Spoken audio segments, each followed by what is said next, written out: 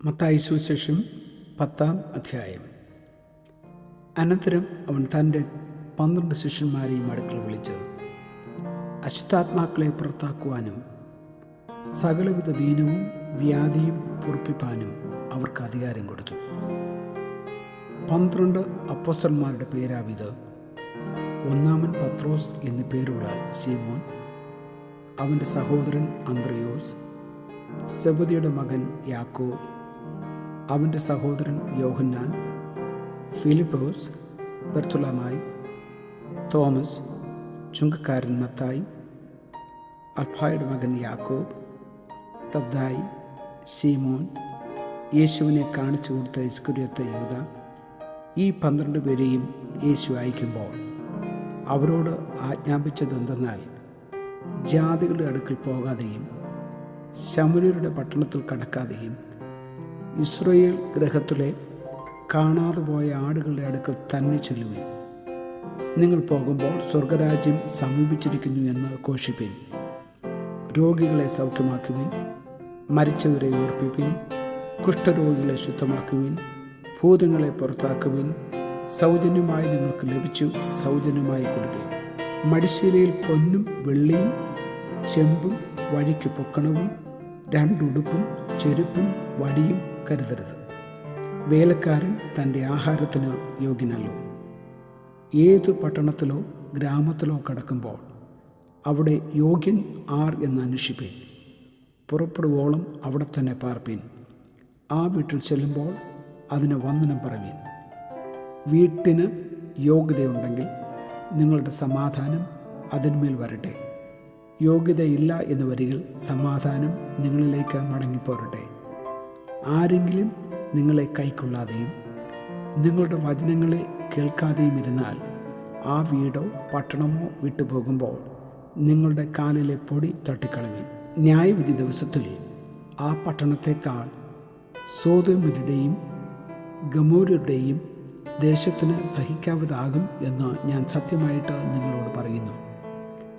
ചെന്നായ്ക്കളുടെ നടുവിൽ ആടിനെപ്പോലെ ഞാൻ നിങ്ങളെ അയക്കുന്നു. ആകയാൽ പാമ്പിനെപ്പോലെ ബുദ്ധിയുള്ളവരും പ്രാവിനെപ്പോലെ കളങ്കമില്ലാത്തവരും ആയിരിപ്പീൻ. മനുഷ്യരെ സൂക്ഷിച്ചുകൊള്ളുവിൻ. അവർ നിങ്ങളെ ന്യായാധിപ സഭകളിൽ ഏൽപ്പിക്കുകയും തങ്ങളുടെ പള്ളികളിൽ വെച്ച് ചമ്മട്ടി കൊണ്ട് അടിക്കുകയും എൻ്റെ നിമിത്തം നാടുവാഴികൾക്കും രാജാക്കന്മാർക്കും മുമ്പിൽ കൊണ്ടുപോവുകയും ചെയ്യും. അത് അവർക്കും ജാതികൾക്കും ഒരു സാക്ഷ്യമായിരിക്കും. എന്നാൽ നിങ്ങളെ ഏൽപ്പിക്കുമ്പോൾ എങ്ങനെയോ എന്തോ പറയേണ്ടു എന്ന് വിചാരപ്പെടേണ്ട. പറവാനുള്ളത് ആ നാഴികയിൽ തന്നെ നിങ്ങൾക്ക് ലഭിക്കും. പറയുന്നത് നിങ്ങളല്ല, നിങ്ങളിൽ പറയുന്ന നിങ്ങളുടെ പിതാവിൻ്റെ ആത്മാവത്രേ. സഹോദരൻ സഹോദരനെയും അപ്പൻ മകനെയും മരണത്തിന് ഏൽപ്പിക്കും. അമ്മയപ്പന്മാർക്ക് എതിരായി മക്കൾ എഴുന്നേറ്റ് അവരെ കൊല്ലിക്കും. എൻ്റെ നാമനിമിത്തം എല്ലാവരും നിങ്ങളെ പകയ്ക്കും. അവസാനത്തോളം സഹിച്ചു നിൽക്കുന്നവനോ രക്ഷിക്കപ്പെടും. എന്നാൽ ഒരു പട്ടണത്തിൽ നിങ്ങളെ ഉപദ്രവിച്ചാൽ മറ്റൊന്നിലേക്ക് ഓടിപ്പോകുവിൻ.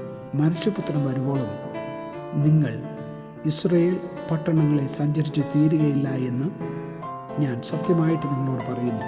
ശിഷ്യൻ ഗുരുവിൻ മീതെയല്ല, ദാസൻ യജമാനന് മീതെയുമല്ല.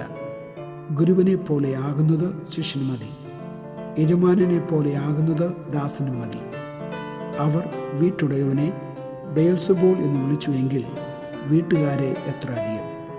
അതുകൊണ്ട് അവരെ ഭയപ്പെടേണ്ട. മറച്ചു വച്ചത് ഒന്നും വെളിപ്പെടാതെയും ഗൂഢമായത് ഒന്നും അറിയാതെയും ഇരിക്കയില്ല. ഞാൻ ഇരുട്ടത്ത് നിങ്ങളോട് പറയുന്നത് വെളിച്ചത്ത് പറവീൻ. ചെവിയിൽ പറഞ്ഞു കേൾക്കുന്നത് പുരമുകളിൽ ഘോഷിപ്പിൻ. ദേഹിയെ കൊല്ലുവാൻ കഴിയാതെ ദേഹത്തെ കൊല്ലുന്നവരെ ഭയപ്പെടേണ്ട.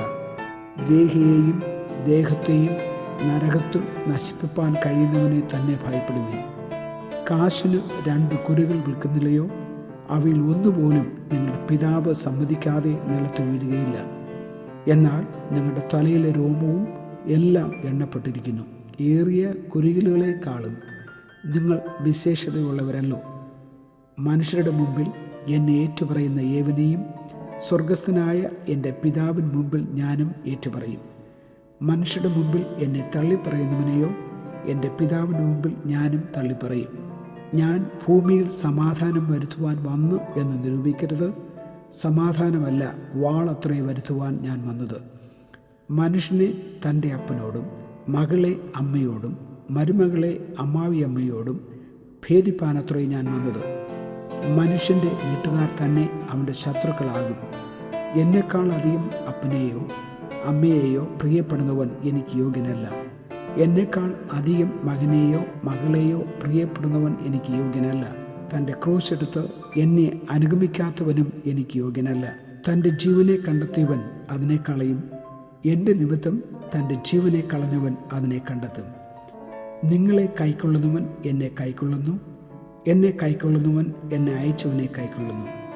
പ്രവാചകൻ എന്ന് വെച്ച് പ്രവാചകനെ കൈക്കൊള്ളുന്നവന് പ്രവാചകൻ്റെ പ്രതിഫലം ലഭിക്കും. നീതിമാൻ എന്ന് വെച്ച് നീതിമാനെ കൈക്കൊള്ളുന്നവന് നീതിമാൻ്റെ പ്രതിഫലം ലഭിക്കും.